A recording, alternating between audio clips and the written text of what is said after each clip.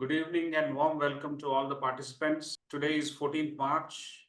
Happy Holi to all of you. Thank you very much for joining us on a holiday, on a holy day. We are joined by the esteemed speaker, Mr. KJ Alphons. Good evening, sir, and welcome. Good evening. How are you? Happy Holi. Thank you, sir. Thank you. And all of them are eagerly waiting to actually listen to you. Thank you so much for agreeing to speak with us. Without much ado, I will try and make an attempt to introduce the speaker who doesn't need any introduction.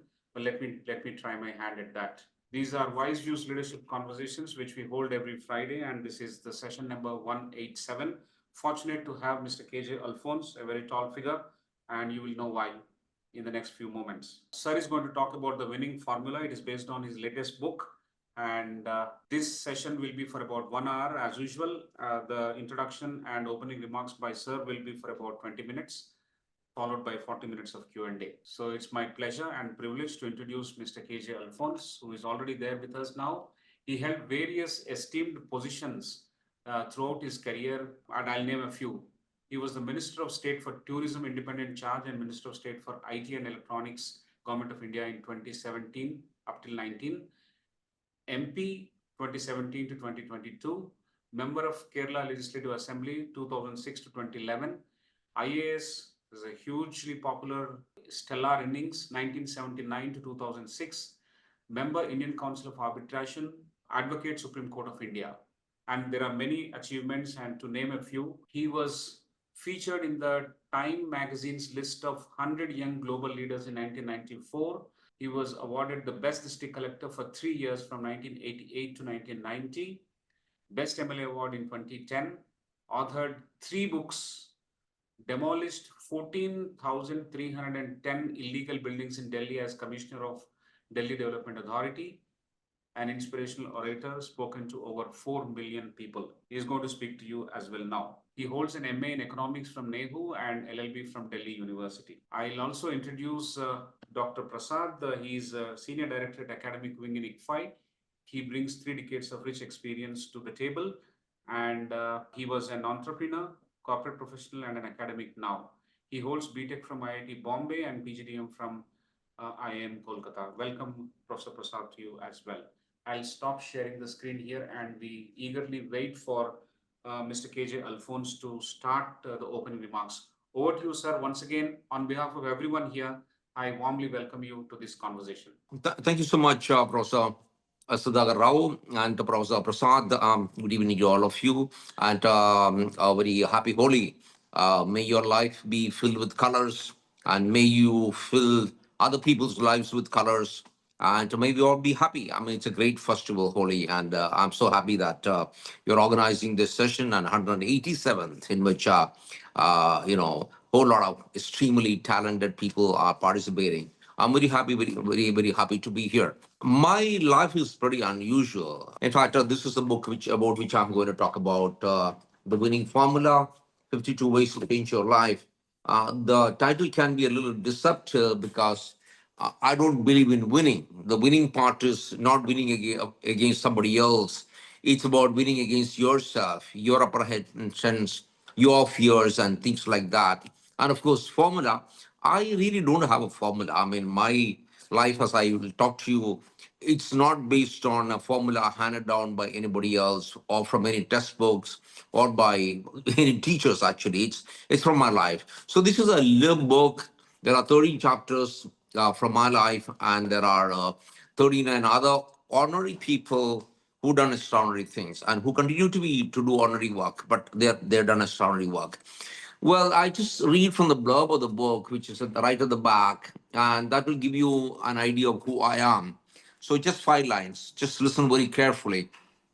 KJ Alphons, that's me, was an unlikely candidate for success. He grew up in a village with no electricity. Although the son of a school teacher, he scored only 42% in the board examinations. But he went on to become one of the toppers of the civil service examination and featured in Time magazine's list of 100 young global leaders, becoming an MLA, MP, and union minister. The winning formula is an illustration of what motivation and faith in oneself can accomplish. So, my dear friends, simple. I I was an idiot when I was in school. In fact, when I went to fill up the application form for my 10th board examination, there was no 12th board those days in Kerala. The headmaster said, ask your father to come. When I went with my father, he said, there's no way he's going to write the examination this year because he won't get through. It will bring very bad reputation to the school. So let him repeat one more year and maybe next year he can write. I said, no way. I mean, I have junior girl. I can't sit with my junior girls and study. So no, this way, that way, of course, finally we parted, and I kind of sneaked in my application form through the clerk who was dealing with the application forms. I mean, it's not something which is very moral, which I did, but that's what I did. I didn't bribe him or anything. I just made friends with him and then managed to sneak in my application form. And when the results came, the first miracle in my life happened. I passed, and I got 42%. And I think in most families today, when you get 499 out of 500, the mother would ask, where is that one mark gone, isn't it? In my house, there was massive celebrations because I was not expected to pass, and I passed. Big time celebrations. I sat by the riverside. In fact, the river, Manimala River, flows through our land. And I asked myself this question. Everybody calls me an idiot. I mean, I'm an idiot. I never ever won a prize in school because I never participated in any competitions. So I decided two things. I'm intelligent, I'm talented. I decided myself. I said, it's not my parents, not my teachers, not my friends, not my neighbors who are going to decide whether I'm intelligent. I am intelligent. Well, I went to college. The Oxford Dictionary became my best friend. I studied 25 pages a day, used reams of paper to make sentences with the words because a word makes sense only in a sentence. Books became my best friends. I started reading once I knew a bit of vocabulary, and I read, I think from 15 to 20, I read so much. When others were sleeping, I was reading most of the time. I read the Encyclopedia Britannica, I think in about 3 years' time. So I read a lot. It's not that I was a bookworm. No, I was into everything. I was into sports. I was into debate. I was into dramatics. I was into music. I had tons of friends. But I did a lot of reading. And once I learned a bit of English, I took the BBC speaking course. And I said, I want to speak the kind of English which people will understand globally. After I understood a bit of English, learned a bit of English, I spoke to the wall for 6 months. And I said, I want to be a debater. So I came for my first debate in college, 2,000 students out there in a big auditorium. I was so horrible that all my fellow students started howling. Then they started throwing paper at me. Then they started throwing books at me. Finally, when I finished my speech, there were 250 shoes on the stage thrown at me. So most people would have run at the sight of the first shoes, but I stayed on, and I had 250 shoes out there. I had the option to open a retail shoe shop or try to be a debater. So I said, I want to be a debater. Went back to my room, practice. I asked my friends, will you help me? There's no way, shoes. So I practiced myself. And after a long time, I went back to debate and I got no prize for a long time. Then I started getting small, tiny little prize, became bigger and bigger and bigger. Eventually, I became the best national debater for 3 years. I was into college dramatics. I was a member of the university basketball team. I was in the university choir. I don't think there is anything which I really didn't do. I mean, it was great fun, and I had great friends. So once I finished college, I said, what do I do with my life? I want to do something. I want to change the world with my life. I said, I want to make a difference with my life. I was very, very clear on this. I looked around and I said, IAS seems to be a very good profession because it's very powerful. Now, to me, what is powerful? What is power? To me, power meant the power to bring happiness in the lives of people, to bring a smile on the face of people. To me, that was happiness, not the police salute, not the vehicle you use, not the lalbati on your car. To me, power means the power to bring happiness. And I said, IAS is the most powerful job in the world. So I decided to do the IAS. I'm told there are some IAS aspirants here. There is a chapter in the book on how I did the civil service. I've studied economics all my life, but I didn't take economics because it was not a scoring subject. And so I am from the old system in which there was no preliminary examination, just one main examination. We had to take three preliminary subjects. So I took history, sociology, philosophy, two upper options, history and sociology. And what do you guys do when you write an examination? Oh, okay, I will try. I'm making an attempt. No, I said no. I took my diary and I had only 9 months to study with all three new subjects. And I said, I am going to be a topper. I'm very clear on this. Whatever I do, I'm pretty determined. I said, I'm going to be a topper, and I wrote it down. I had 9 months to study. I went to a small coaching center in Delhi because I didn't have money to go to Rouse or one of the big time guys. And before I touched a single line of the books, I made out a timetable for 9 months, 6 months of study, 3 months of revision. And how did I make the timetable? I said, I will not study more than 8 hours a day. No. All these 14 hours, 18 hours is all useless. If you study like a donkey, you will end up being a donkey. You will not get through. I said, 9 hours. I will study, intense study. And I made out a timetable. What time I would wake up in the morning, how many minutes to brush my teeth, how many minutes for a shower, how many minutes to read my newspaper, breakfast. And I would say 9 o'clock. No study lasts more than 2 hours, no subject, because your brain can't take it. So 9 to 11 o'clock, I would say sociology doesn't end at that. I would say chapter 5 to 8. Then I take a 10 minutes break. Then say 11:15 to 1:15, it would be, let's say, history, chapter 11 to 15. So not only the subject, but also the chapter. So I put my entire syllabus into my timetable, 6 months timetable, and I stuck to that. I still went out for movies with my friends, hung out with my friends.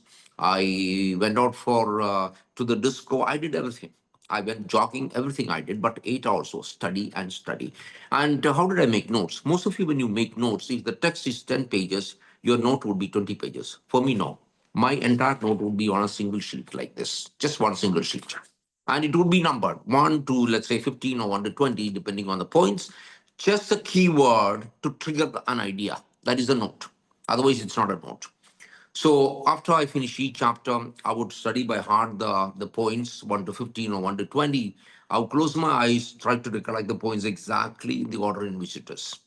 I would miss out something, and I open my eyes, see again, and then I would have a look at it again. During the revision, the notes would be even much smaller.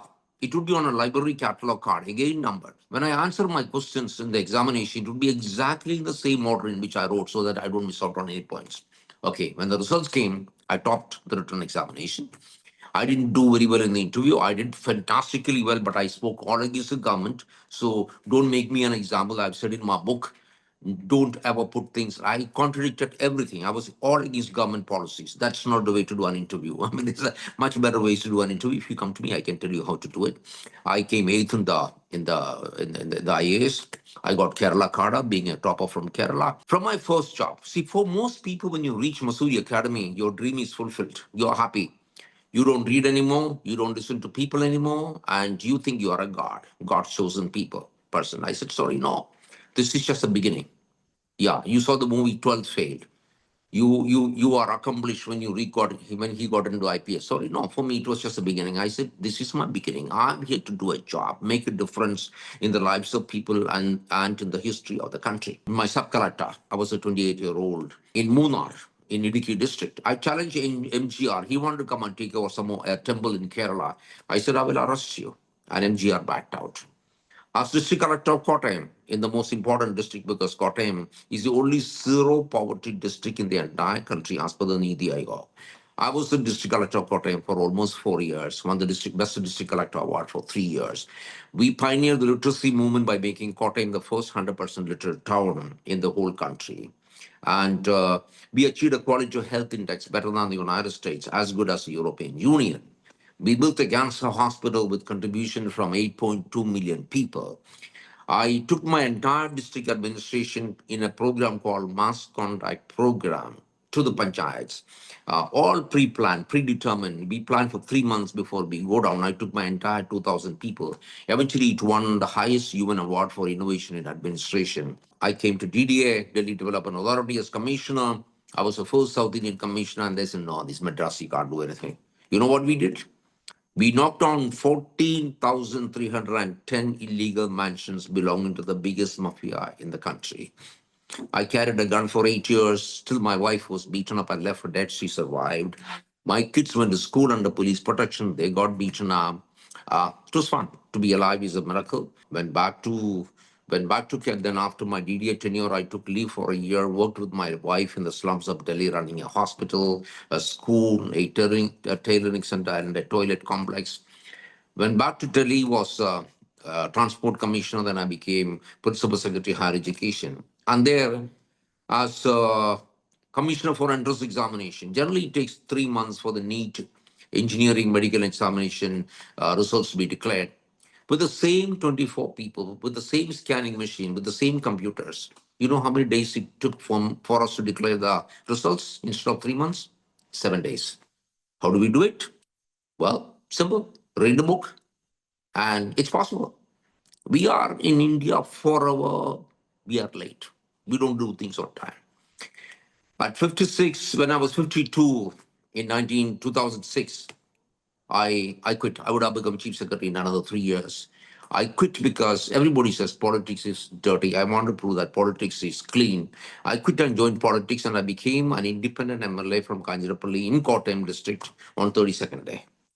I completely redefined what it is to be an MLA.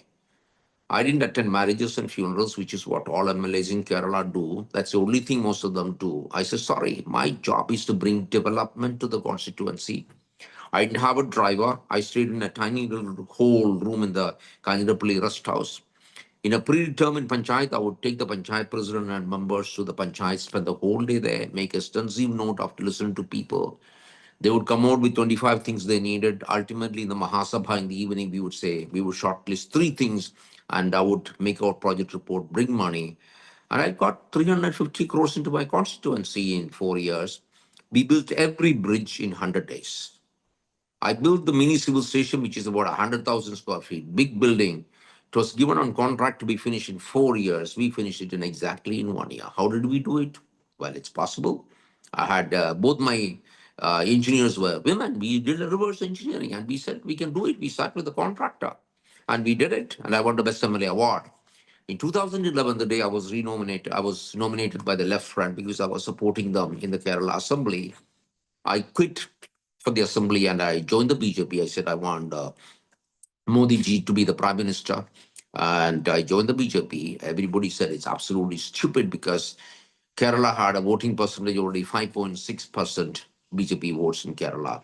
So for me, they said it's suicidal to be doing that. I would have become a minister in Kerala in another month, and I gave up and I joined the BJP. You got to make sacrifices. Yeah. And I became the tourism minister of India in 2017. I was also the junior minister for IT and electronics. India came to the third rank in global tourism in 2019 when I was a minister. I was a member of the Rajya Sabha from Rajasthan from 2017 to 22. And after that, of course, I was busy writing this book, and it was released a couple of months back, and it's doing very well. So the simple message of this book is this: not to say that I've done great things. No, no, no. I've also written about 39 other people. The message is very simple. Whatever I have done, anybody can do better. You just need that. You just need to decide to do it. If you say, I will do it, you can do it. You can do it better than I did. All these things and much more. I also write the story of 13 and other people, ordinary people who've done extraordinary things, amazing people. So, I mean, they're all around. So, my dear friends, just decide. The Prime Minister said India is going to be a developed nation by 2047. Viksit Bharat. Is it going to be possible? Yes. The Prime Minister cannot do it alone. The Cabinet cannot do it alone. Politicians cannot do it alone. I think every Indian, if he says, I am going to make a difference, and does that make difference? I think it's going to happen. I mean, it's so simple. But of course, it's not so simple, but it's very simple. So, my dear friends, this is my life. And please read this book because this book is published by one of the biggest publishers in the world, Bloomsbury. The cost is just 500 rupees. It's cheaper than the price of a pizza. It will radically change your life. See, we all lack self-confidence. So, my intelligence is limited. This is my capability. I can only do this much. My friend is a genius. He is so talented. Not, I mean, it's all absolute crap. You read this book, then you will believe, yeah, I can do it. And anybody can do it. But you just need the will to do it. I mean, a lot of people say, how did you demolish 14,310 illegal mansions in Delhi belonging to the mafia? Well, very simple. I put my bulldozer and the buildings come down. I was on the street for 5 years. So it's just not that I was writing on the file, go demolish, the buildings don't come down. You got to be there, work hard. As a minister, I slept possibly for 3 hours. And as an MLA, it was extremely difficult. I mean, it was 10 times harder being an MLA in the same district where I was a district collector than being a district collector because I had to be with the people, I had to be accountable. So in any job that you are, you can do amazing things. Let me also tell you one little thing which I did as a district collector. Where you think, no, it's not my job.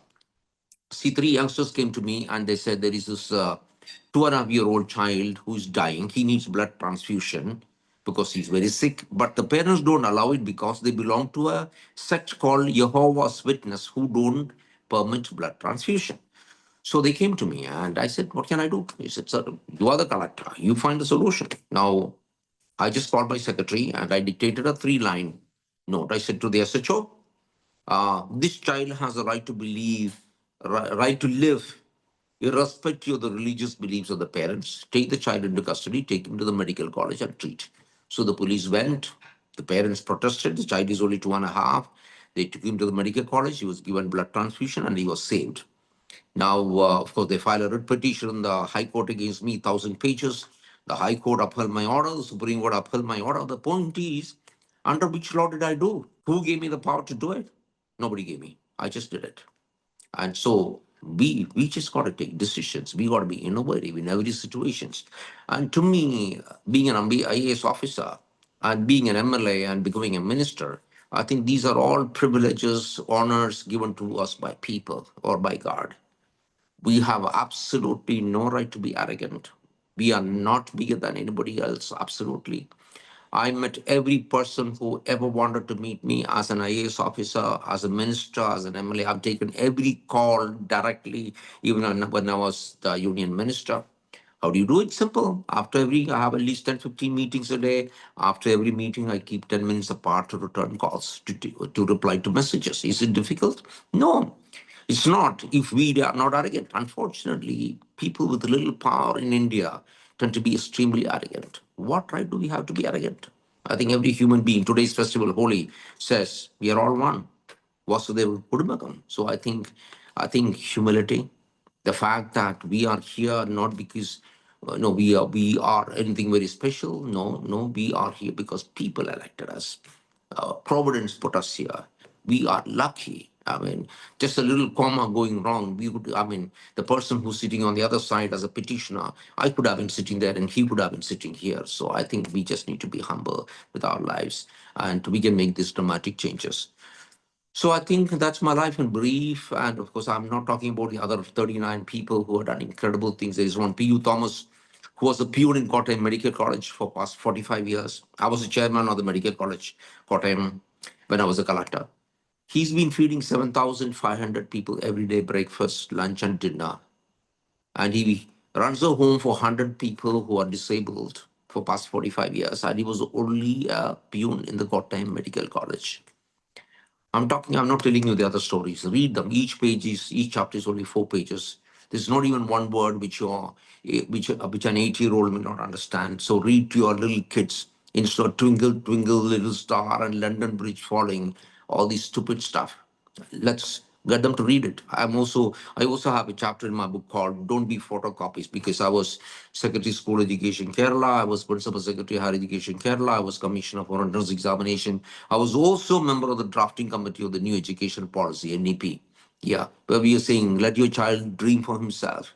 Let him think for himself. Let him decide instead of being spoon-fed by the parents. So, yeah, so that's my life.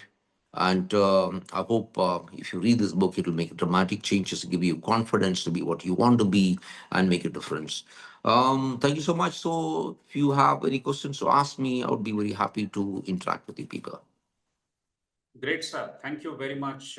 This is not just an introduction to your book as it appears at one level, but it has thrown up many other aspects, and at least two to three I can recall. The first one is, in spite of your humble beginnings, one can actually grow up and make a difference if one determines to do it. That's the first lesson from your life and career. The second one is belief in self. I think that an extreme belief in self, which actually moves mountains of hesitation, moves mountains of doubts grown within and grown around ourselves. All that will be moved with the belief in self. That's the second and very important lesson. The third one is the grit and clarity.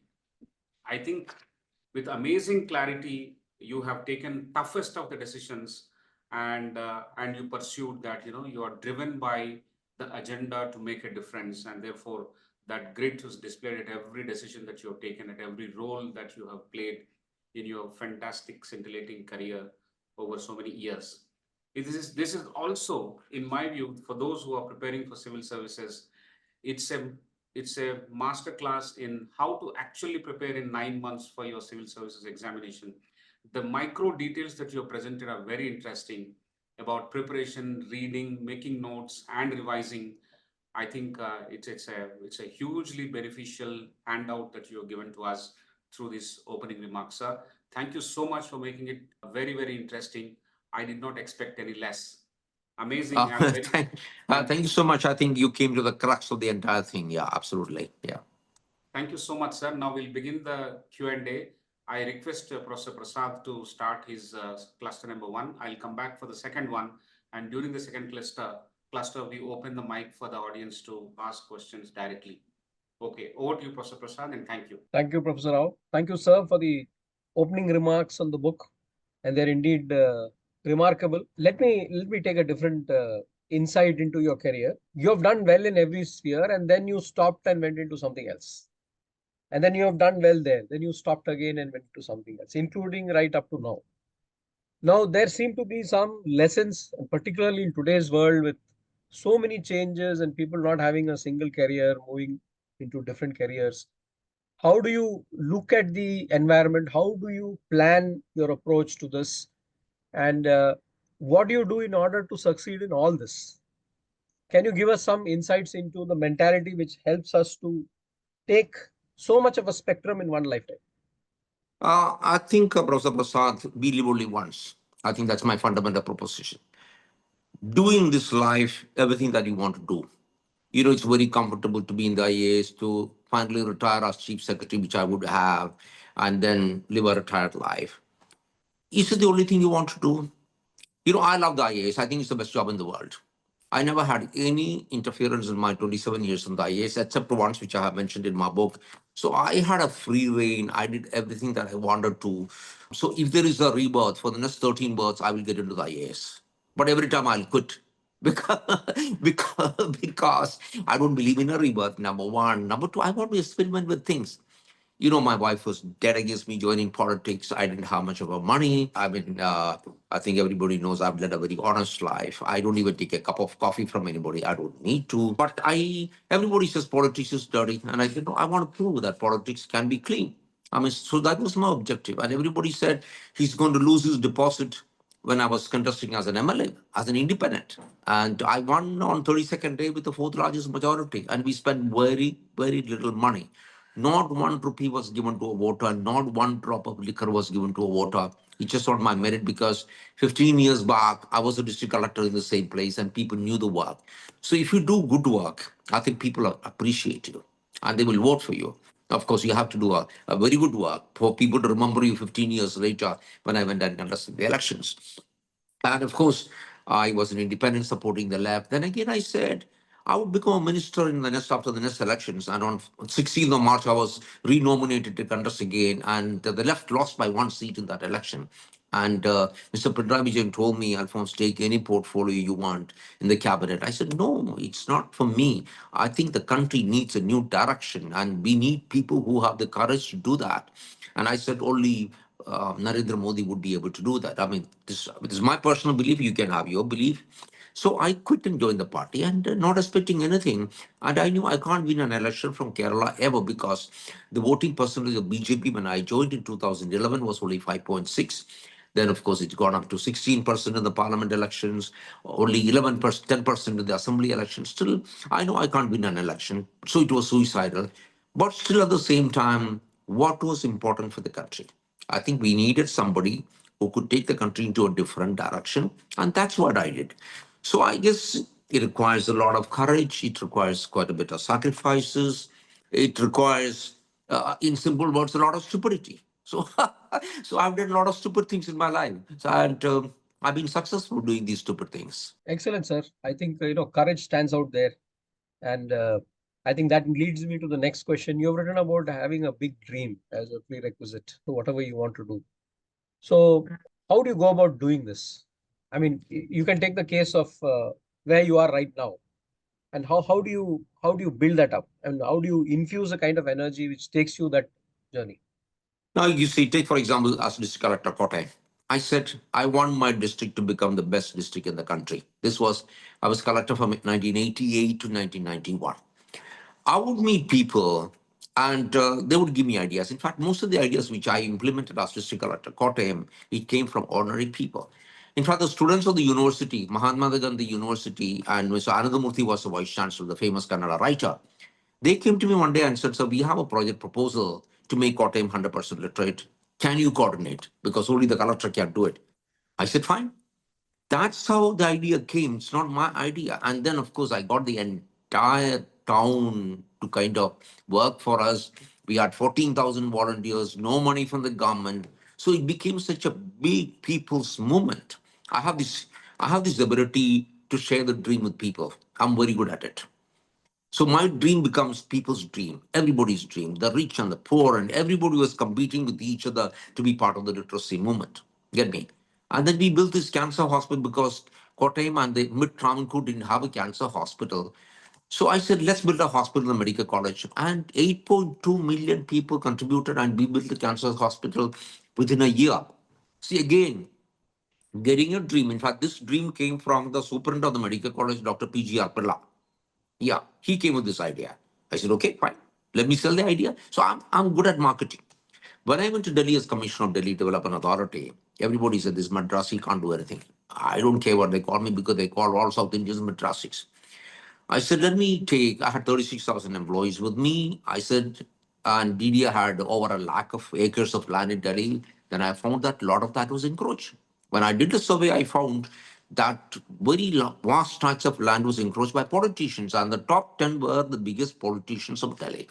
And number one in the list was a politician who was a former minister, who was president of a national party in Delhi, and who was instrumental in masterminding, the brain behind the 1984 riots in which 5,006 were killed. He was number one in the list, and I told my people he should be. I'm going to take on him. And my people said, "Sir, don't touch him because you will be dead by evening. He will burn you alive." I said, "Let's see." I have this very simple theory.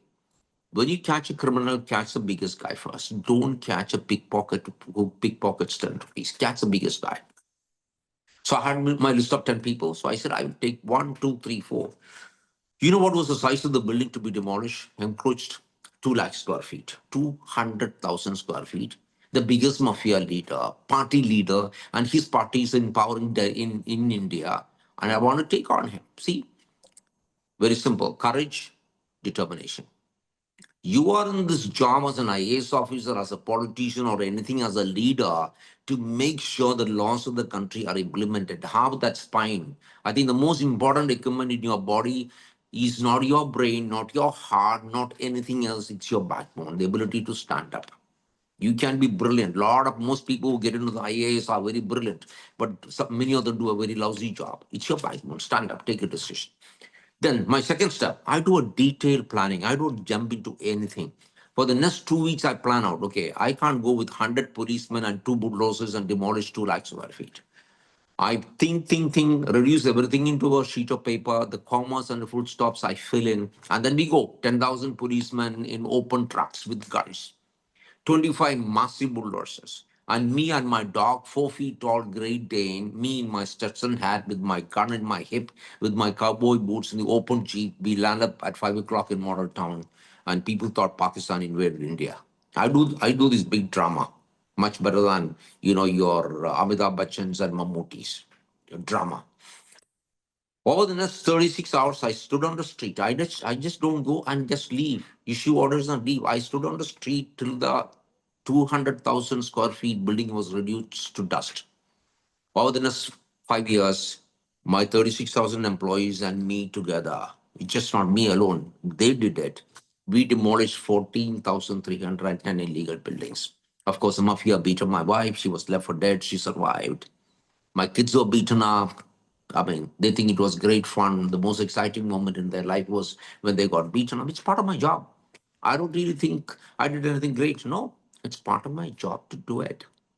If I was sitting in the office and just issuing orders in the air conditioned office, that's an intellect. I wasn't doing my job. Not one illegal brick was laid when I was commissioner DDA. Not 1 inch of land was encroached. I said, I will blast your brain if you touch my land. And everybody thinks I'm a lunatic enough. And so nobody ever touched. The point is for people to take you seriously. And for that, you have to be a professional, wherever you are, whatever you do. Excellent, sir. Now, underlying both the responses as well as what you mentioned is this point about courage. And of course, when we look around, that's something that needs a lot of development. How do you go about doing this, sir? I think you see, every job you go to, like when I was commissioner for entrance examination, I said, see, it was the worst office in the whole world. Since you're from Kerala, results would take 3 months, and then somebody would go to court and say that the NEET examination questions were wrong, the method of evaluation was wrong. I went to that office and I told them, look here, everybody thinks you are the worst office in the whole world. There were only 24 people. I did not recruit new people. I said, can we make this office the best office in Trivandrum? Simple thing. After 2 weeks, I said, can we make this office the best office in Kerala? After 3 weeks, I said, can we make this office the best office in India? And after the fourth week, I said, can we make this office the best office in the whole world? Same people, same computers, same scanners. I'm a stickler for punctuality. I have this fetish. I'm there before time every day. I'm never late in 45 years of my public life. And I don't leave office at 5 o'clock. I leave when the work is over, maybe midnight. Yeah, whatever time, doesn't really matter. Work is to be done. And the same people who wreck the examination, who are the worst in the world, when we declare the results on the seventh day, 6 newspapers wrote editorials saying entrance commissioner's office gets a first rank. How do you do it? Simple. I bring a dream into that office. I share that dream with people. They know I'm serious about it, so they are also serious about it. And in a place where trade unions are so strong, after the examination, in fact, the trade union leaders came to me and said, let's not go home till we declare the results. I said, don't be crazy. He said, no, sir, we can do it. And we did it. So the point is, we can do anything. We can be better than anybody else in the world. See, we are not trying to prove that we are better than anybody else. We are trying to prove to ourselves, to me, I'm trying to prove to myself, hey, look here, I can do it. Yeah, I can do it. Fantastic, sir. I think it's a very positive approach that we see in what you mentioned. And I think that the fundamental principle there that you've used is that you get into the courage aspect through the aspiration and the energy which comes with the aspiration and the goal and the dream that, yes, I can become better and I can become the best. And the organization also can be the best. Absolutely, absolutely, Yeah. sir. Absolutely. I think that's a very, very important point. So I move to the next question. This is also a question for a lot of youngsters. How do you go about making a career choice in today's world? There are lots and lots of opportunity, lots and lots of variety, lots and lots of opinion, lots and lots of pressure. How do you go about making a career choice? I think, in fact, there is a chapter in my book, don't be photocopies. Do not be photocopies of your parents or your teachers or your neighbors, anybody. Become whatever you want. My younger son is a painter. Everybody said, you must be crazy. You are an IAS officer. He should become an IAS officer or something big. I said, let him be whatever he wants to be. God has created him to be his own self, to be dreaming for himself. I mean, it's a shame. You see, the topper of the Kerala of the board examinations from Kerala. It was a girl. When I was principal secretary higher education, I had a massive reception for her organized in the VJT hall. The chief minister was there. The minister was there. her picture was there and all the newspapers calling her the most brilliant girl. Once the function was over, when she came down, I asked her a simple question. Hey, you are the most brilliant girl here. What are you going to do with your life? I asked her also in Malayalam. And you know what she said after thinking for a long time? I'll go home, I'll ask my mother, and then I'll tell you. Now tell me, this is what Indian education system produces. Because you are told by your parents and your teachers and by God knows your friends, be this, be that, become ATMs to produce money. I'm not saying don't make money. Money is good. Money has a lot of good uses. Yeah, plenty of good uses. Like if you have time, if you read my book, you will see that money has lots of uses. Yeah, so what? Money is a byproduct of excellence. Become excellent in whatever you want to do. Do anything you want. Yeah, including volunteer services, because it gives you straight away the power to change a lot of things. But every job has its power. So become excellent in whatever you do, and that excellence is in your mind. Don't blame the system. You see, most IAS officers and IPS officers say, no, the system doesn't permit me to do it. No, I never received a single call from any politician in 27 years, except once, which I mentioned in my book. No, they leave you alone. Yeah. And therefore, I really think it's a choice which each one has to make. What is it that you want to do with your life? But one thing, make a difference. It's not the prime minister, it's not your chief minister or your collector. You have to make a difference with your life. In fact, that's why I've written about 39 people who made a big difference with their lives. You know, small little people who said, no, I will make a difference. So wherever you are, whatever you are, choose whatever you want to do for which you have the inclination to do and then make a difference. Thank you, sir. I think, we are at about 7:12. We are going on a very interesting path, and perhaps if time permits, I will come back right now and hand it back to Professor Rao for the next cluster of questions. Thank you, sir. Yeah, time Thank will you. certainly permit. We will borrow it from sir because, because we can't leave him with the unfinished questionnaire that we have already with us. So I'll request sir to spare little additional time. No, I have no problems. I really have no problems. Great, sir. Great. Yeah. Great. So I have a few questions which I'll take, but I want to make a note of appeal to all the members in the audience. Be ready with your questions and raise your hand. We'll open the mic anytime for you. In the meantime, I will take a few questions, sir. Sir, there are IAS officers and there is Mr. KG Alphons. I know the answer in the sense that there are tangible results in the actions that you have taken. You produced for the district, you produced for the constituency, you produced for the organization that you have handled. Similarly, any entity that you have handled, you have provided tangible results. So the question is, did you have this winning formula kind of a construct already while handling all these assignments right then? In each of these assignments, did it consistently play out the way you wanted? Just throw some light on that, sir. I think so, because I think whenever I have an idea, I do an extremely detailed planning. I talk to people, I consult people. And then take, for example, the idea of taking the district administration to the people, to the panchayat, came from an 80-year-old lady who shouted at me in the morning, early morning. They come to the collector's house and she said, this is my third trip, and she's 80 years. I had to change bus thrice to reach here. I had to take the help of a neighborhood girl to come here. Where were you? And finally, a punchline like in a movie. Government is giving you a car. Why can't you come and see me in my village? Imagine an 80-year-old lady telling you. Most collectors would have called the security and thrown her out, most probably. I said, I just smiled. In the evening, I discussed with my wife and little children, and they said it's a good idea. Then I discussed with my people, my village officers, my tahsildar, my sub-collector, the public, the panchayat president, and MLAs. I have this great ability to take all these people along. I have great respect for all democratic institutions, starting with the panchayat member. It was when I was a collector, when a panchayat member walks into my office, I would stand up, get up, shake hands with him, give him a coffee. You know, a lot of IAS officers have a huge contempt for the political system. No. So I would discuss with all these people, then put down in my idea, come to clarity. You see, I go for a jog every day, and I still jog 5 kilometers. I'm 71, still I jog. I jog all alone. This is my time to think. This is when I give roots to wild ideas. I don't throw away wild ideas. I give roots to it. Then I write it down. Then again, I discuss with people. And so whatever I do is a collective wisdom of people all around and not great and brilliant people. No, no, no. I think the citizen knows what is best. So I discuss with them. And therefore, see, there is this great tendency with a lot of these motivational writers and speakers to glorify failure. You must fail. Failure is, no, I don't accept that theory. Why don't we learn from somebody else's failure? We don't have to fail ourselves, repeat, the same thing. No, we don't have to learn from somebody else's failure. I think that's being clever. I mean, life is very short. We don't really, but I don't say that failure is bad. No, it's fine. It's perfectly fine to fail.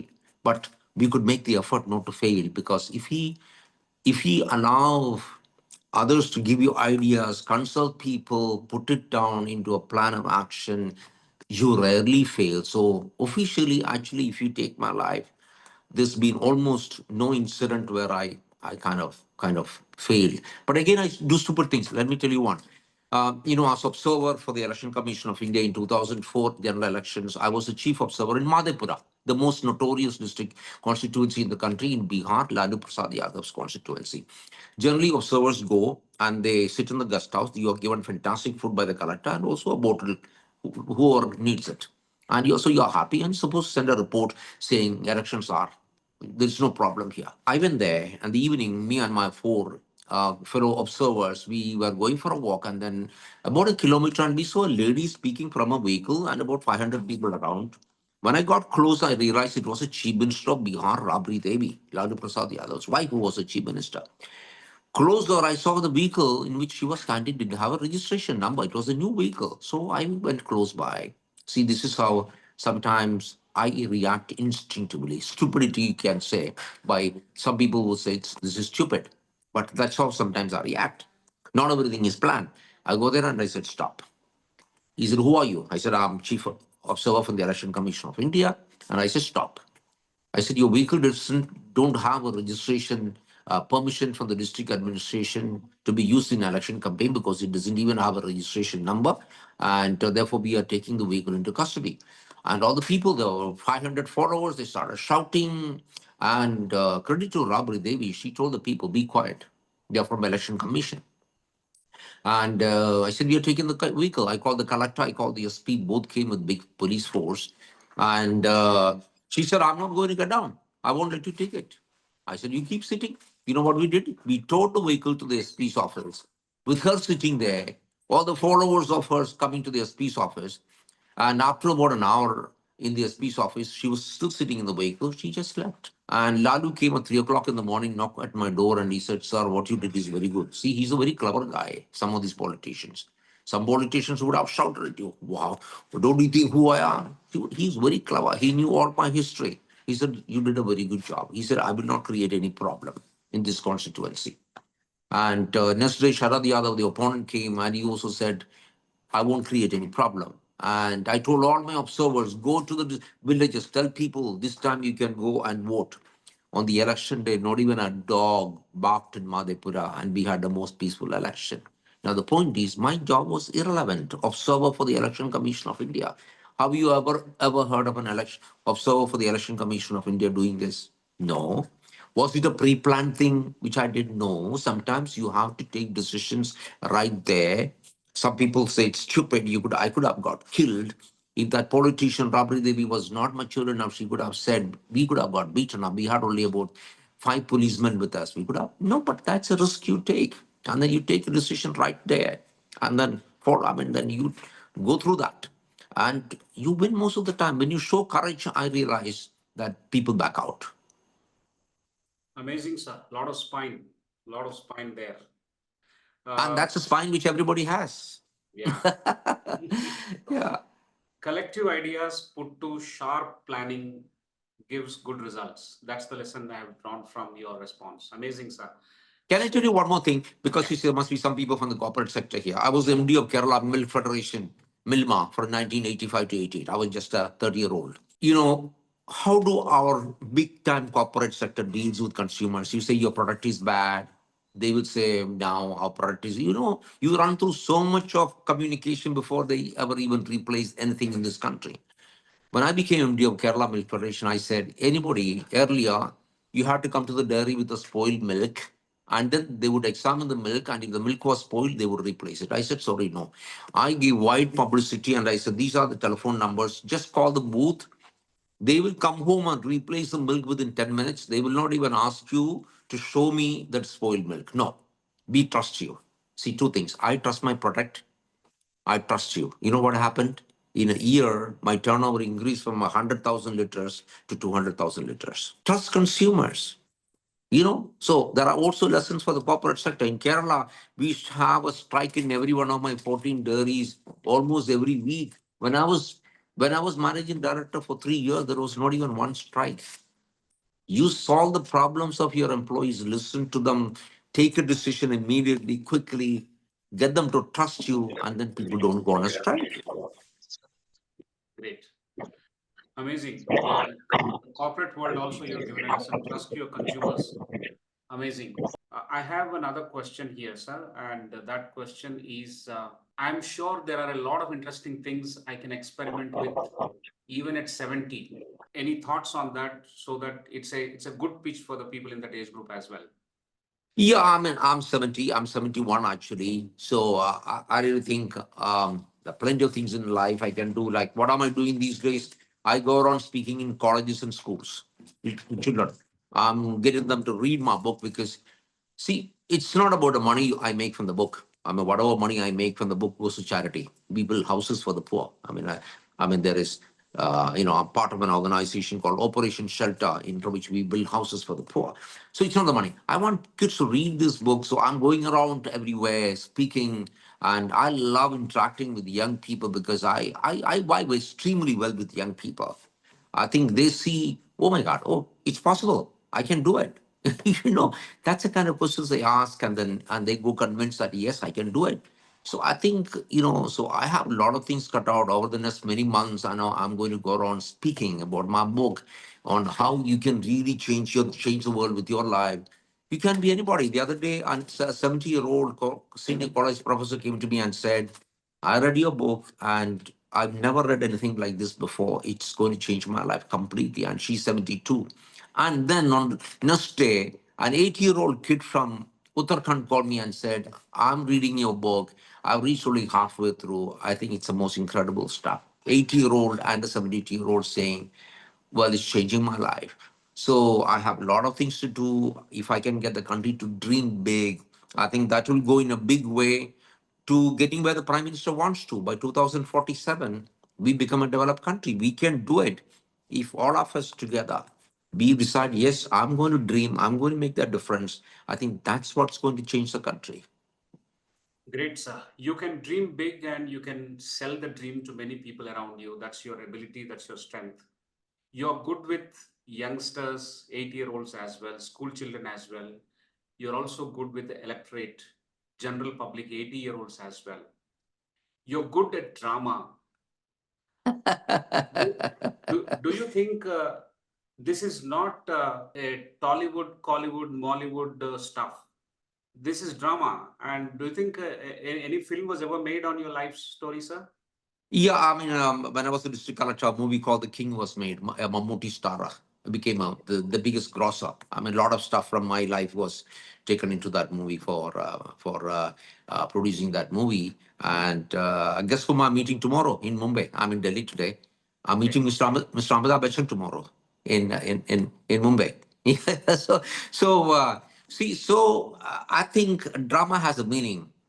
Yes. I've said, don't touch my land, not 1 inch of my land. And I wanted people of Delhi to believe that this guy is a horrible guy. you know, I am absolutely ruthless in my job. I wanted them to know I'm absolutely ruthless. I'll use my gun. But the funny part is, I said, you encroach 1 inch of my land, I'll blast your brain. The fact is that I don't even kill a mosquito all my life. I'm a very peaceful man. I don't do it. But the impression I had to create is that I am a very tough guy and I will do it. And don't fool around with me. But I'm a very friendly person. I smile all the time. I'm good with people. But when it comes to my work, even at workplace, I smile. But then nobody takes my smile, for granted in the sense of, oh, this guy is fooling around. No, I'm in business. Great, sir. Yes, you mean business. We understand it very well, sir. I'll now switch the mic towards the people who have raised their hand. I request Ram to ask his question. Ram, you have any question? Yeah, sir. This is Ram Mohan Namile here, retired Chief Manager, Indian Bank, at the age of 73. Yeah, sir, Alphons sir is a very exemplary Mr. personality. Ram, if you call me name, it would be better. Just Alphonse. You are a very senior man. Why call me sir? Just call my name. Yeah. Sir, you are a humble personality. People have to listen to you as frequently as possible till such a time they are motivated. And I had carried the question also texted. The point is that we have that 80-20 rule. All people are of the not same. Even within the tank of this 20, partial tank of the 20% of the personalities, most of them either have intention, good intention, or a strong will to do things. They have a will to do things. They don't will in the sense they are strong enough to carry out the intention, but they don't have the right intention at all. So out of these two components, people with one component, we need to supplement. We means as a society to supplement with the second item, whose intention is not right, but they are capable of discharging the high level this one. We have to create a right intention in them. And those intentions are right, but they are timid. They have to be pumped in courage, a lot of courage. I don't know how we can take it forward. And one more supplementary thing, sir. The society or the government is not utilizing the senior citizens of 60 and above. I peg, we become majors at the age of 18 in the eyes of the law. If we reverse, we get 81. And from 60 to 81, 21 years of life of a highly experienced person at that age, 60, with a job or without a job. I think this society is not drawing from this particular group of these things, sir. So this I am just giving a vent to my thought. I am doing my bit in my locality, what I could do as a trainer, as a motivator, as an inspirational speaker. But anyway, I'm very, very happy for attending this session today. Thanks a lot. Mr. Ram, two things. I think we in a country which has got lots of unemployment. I think we need to retire at a time, and I think you are doing an amazing job post retirement for 21 years, helping the neighborhood. We could plant a tree. We could look after the stray animals. We could ensure that the locality is clean. We could go to the local school and talk to children, inspire them, motivate them, maybe teach them about, talk about cleanliness and about whole lot of stuff, environment, pollution, whole lot, and about dreams. So I really think if you look around, there is plenty of opportunity to do a lot of things post retirement. Number two, you're talking about determination. I think intelligence is important. Like take for example, today out of 1.5 million people who write the examination, just about 900 people get selected into all services together. IAS is about, in my time, it was 100. Now it's about 180. So when you're 180 out of 1.5 million, you are incredibly brilliant. Now, why is it that this incredibly brilliant bunch of people don't really do a dramatically good job? I think it's very simple. Intentions. Lack of intentions. I think it's, if I can use one word, attitude. If you don't really have the right attitude that I will change the world with my life, with my job, I think nothing is going to happen. If you come in there with the intention, I want the privileges, the power, and of this office, I want to make money. If you want to make, you can make incredible, unlimited amount of money if you are in the volunteer services. No, that's not my job. My job is to do an honest job, and I will do it a fantastic job so that my area, my state, my country becomes really incredibly great. And I bring dignity into the life of people.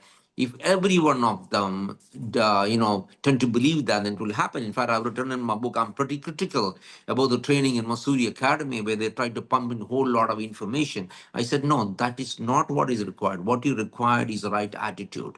If you have people with the right attitude, they already have proved their intelligence by passing the examination.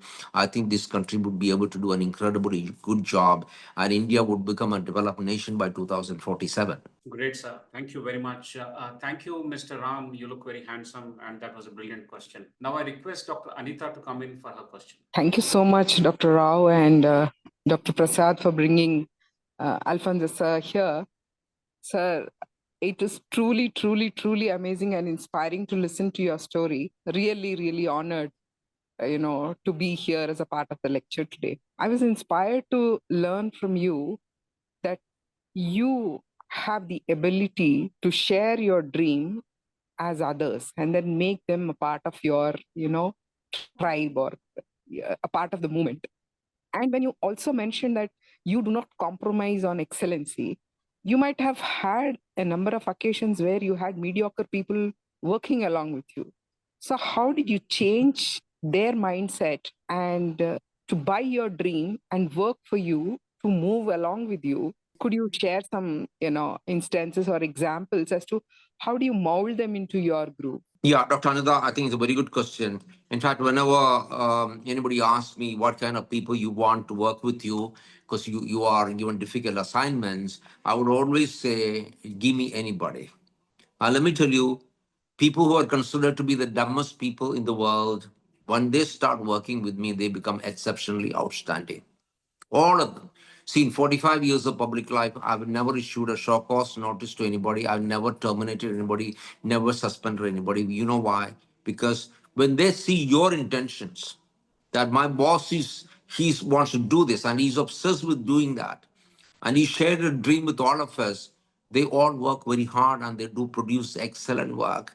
So if your people are not, subordinates are not doing a great job, I really think you as a boss, you are a failure. You are not able to share that dream with people. You are not able to fire their imagination.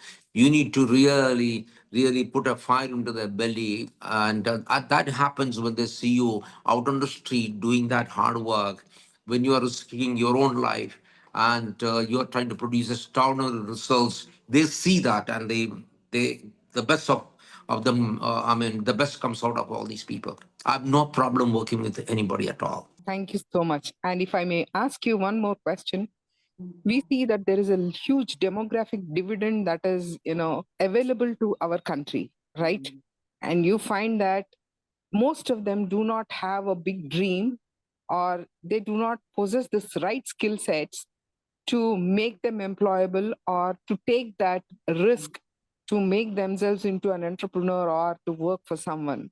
So moving forward, what is the role of an educational institution to make this reality or a dream to come true? If you were to perhaps navigate this, how would you do it? Yeah, Dr. Anga, in fact, most of our graduates, be it engineering, medical, and arts and science colleges, most of the products of most of these institutions are completely unemployable. They don't know what to do, they don't know how to do it, and they're third rate.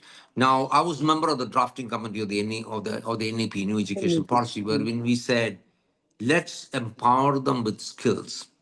No point teaching all this stupid stuff which doesn't apply to life at all. So the NEP, the New Education Policy, is a fantastic document. If you take it seriously and implement it, every institution, I think that is the answer.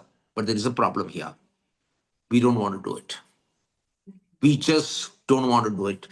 How many universities in this country, how many schools in this country have revered the NEP and want to take that spirit of the NEP into their classroom? They don't want to do it. How many teachers want to do it? I think we are very happy being mediocre. And I'm surprised. I go to a lot of universities and talk, and I realize even postgraduate students can't speak one sentence of English language. Their competencies in their own domain actually is so poor. Now with artificial intelligence coming in here, your entire engineering and medical, syllabus need to change dramatically. Otherwise, you become redundant. Are we willing to do this?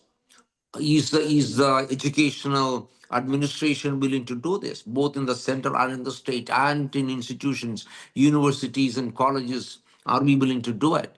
The point is no. I mean, I went to speak in a private university last week, somewhere in Uttar Pradesh. I don't want to mention the name. And I was surprised. The chancellor of the university is a criminal. He's an accused in a lot of cases of cheating. And I found there were so many policemen surrounding him and then his own security men surrounding him. Why? I mean, is this the kind of people who are going to be running education institutions? Yes, we need private institutions, lots of them. But then is this the kind of people who should be running universities? But 2 weeks back, I went to Jaipur and I found my batchmate, Mr. Lalit Pawar, who was an exceptionally outstanding IAS officer. He's a chancellor of a university there. And he said, Alphons, come over for a lunch. And I went there and he was standing at the gate, just in a t-shirt and in a jeans. Nobody ever recognized him. There were no cops, no peons hanging around. And when he's a chancellor of the university, an exceptionally outstanding IAS officer and an educationist. So it all depends. Are we just here to make money in private education institutions? Or do you want to say, hey, I want to produce kids who are going to be dreamers, who are going to change their villages, their states, their countries, and the whole world? You know, are we talking about it? See, let me tell you, your domain knowledge of any domain, in whatever domain you are, only 10% goes towards success. Your domain knowledge takes you only 10% towards success. The rest 90% is attitude. Now tell me, which university talks about attitude? Where is their time? I mean, even some of the universities, when exceptionally outstanding people who are motivators, if they want to go and speak, they will say, sorry, there is no time. I mean, because we are loaded, we don't even have time to cover our syllabus. Sorry, you are not putting the right thing into the kids. You got to get that 90% attitude into kids and say, hey, I'm going to be an exceptional doctor who is going to be a healer. I'm going to be a teacher who's going to let children dream for themselves. I'm going to be an engineer who's going to build things which are going to last, for humanity, which is going to make life so much easier. I'm going to be a businessman who's going to provide the best service to people. Do we talk about these things in our institutions? So, madam, it's a question of we, the people of India, all of us together, saying, hey, we just need to make a difference. Thank you. Thank you so much, sir, for that Great. Thank very, you, sir. very inspiring answer. Thank you so much. Maybe if we find time, we could invite you to our university to interact with our students. Who owns your college, Dr. Anita? I'll explain that. I mean, you see, after I went to that institution, I came back after that speech. I asked a local MP the next day, hey, that college wants me to get involved with them. He said, sir, don't go anywhere near. Sir, we don't have such a very good record. You could say that from the angle that you're saying. We hold a very professional record. I think Sudhakar Rao garu will let you know. No. This institution. Dr. Ananda, you are from this institution. I am from Obviously, IDF. I mean, you have a fantastic reputation. You have a fantastic reputation. Thank you so much. Thank you so much. Dr. Anita is from ICFAI. And, okay. We are all from ICFAI. We are 40 years into the space of higher education research. And we are because you had people from various institutions. That's why I thought she must be from some other institution. Correct. And we are present in many states. We are present in almost 16 to 17 states. We are present in 20 cities. We have 5 universities in Northeast and the remaining 7 universities in non-Northeast. We have 9 business schools, 9 law schools, 7 tech schools, 3 pharma schools, and 40 years into the space of higher education. No, you guys have a fantastic reputation. Our chancellor for our deemed university at Hyderabad is the celebrated economist, Dr. C. Rangarajan. Oh, okay. I know him well. Yeah. Okay. Yeah. So that's a little bit about us, sir. But I think we have thoroughly enjoyed this session. I have to request Professor Prasad to come in case he has any question to ask. Thank you, Professor Rao. Sir, this is about higher education itself, a space in which we are involved very heavily. You have mentioned about the drafting committee. You have also been in in Kerala in the higher education department. You are also aware of, and you did articulate, what's happening with the NEP right now, and the kind of arguments which come up. No, how do you get the focus back on the spirit of the NEP? How do you do that? I think, sir, we just need to have the teacher in the classroom. Ultimately, it's a teacher in the classroom imbibing that spirit. I think that is what has to happen. Now, is a teacher in the classroom happy in most of the institutes? That's a question. Are we really recruiting teachers who are willing to think different? Let children be children, to let them dream for themselves? Or are we still happy talking about London Bridge falling and blah, blah, black sheep? Number one, do we pay them enough? Number two, I mean, if they are not happy with the payment, they'll be cribbing. Why should I make the effort? And thirdly, a teacher has to be a happy person. If you want to spread happiness, you got to be a happy person. How many teachers really are happy? I know an institution in my place, when I was higher education secretary, Dr. Prasad, I only started all the private engineering, medical, and engineering colleges in Kerala. Just my initiative. No cabinet approval, I just did it. And 2 lakhs seats were created. One of those institutions I created, they spent something like 500 crores on infrastructure. Possibly it has the best infrastructure in the country. You know how much they pay their teachers?